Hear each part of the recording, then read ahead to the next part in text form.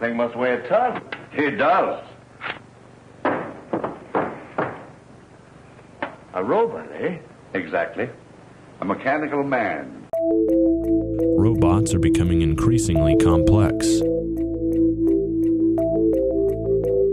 What are they doing today? What do they look like?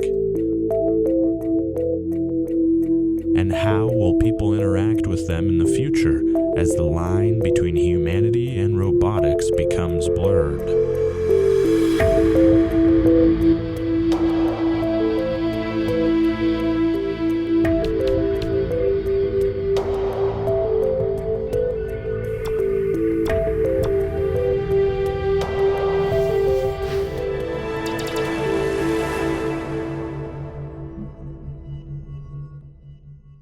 The evolution of tools, robots are designed to make decisions on their own as they complete tasks, all while never complaining.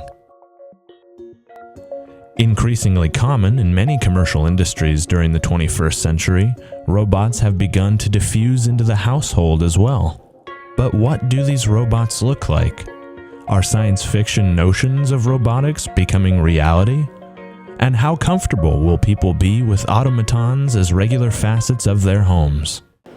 I don't have any problems with them. They will make certain jobs easier in the home. They will take over certain roles. And I'm perfectly okay with that, knowing that there are some I won't let them do.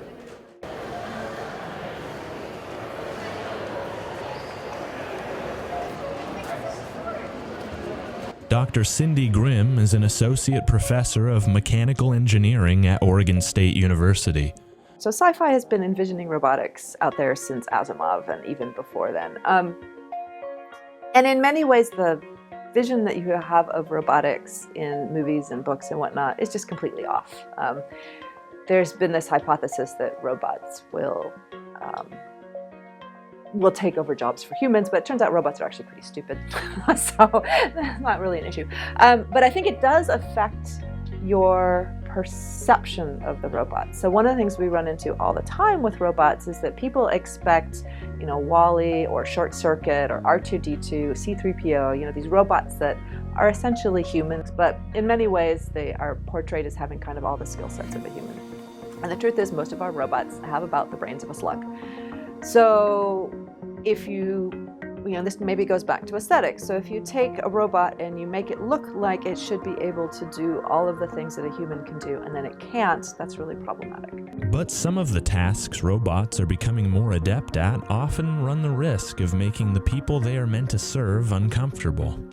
Privacy concerns are at the forefront of these mixed emotions. I don't really think that we're going to be able to avoid robots observing us, which means we either have to get used to the idea of them being around, or we have to find some legal or cultural mechanism to escape that. Matthew Rubin is a PhD student in robotics at Oregon State. He studies the various privacy aspects of the fledgling relationship between humans and robots in the digital age. So my focus is on robotics and privacy. So this is concerns about personal privacy when robots are interacting with people. So that could be visual privacy. So robots use video cameras to make their way around the world. And the cameras might be recording things that people consider private. So like private documents, likenesses, so people's faces they might not want to be on camera. And people are concerned about this, especially when robots have internet connectivity. But also normal privacy things like data privacy. If it knows your name, is that being stored securely? Things that we're already concerned about with computers and the internet. And then the third part is like spatial privacy. So does the robot crowd you or come into rooms where it's not supposed to be, invade spaces where it's not supposed to be, because the whole special thing about robots compared to computers is that they can move around the world. There seems to be a clear desire for robots to resemble humans. But why has that been such a motivating factor in their design? Is it important for robots to resemble humans aesthetically?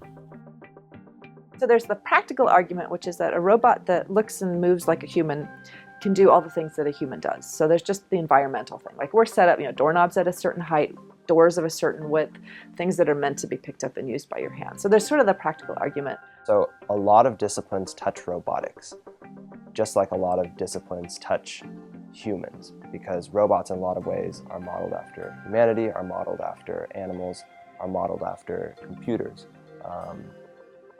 So insofar as other disciplines could touch humans, animals, computers, they will touch robots because all those things are interconnected. The world of science fiction robotics appears to be a long way from reality in the modern era of robots.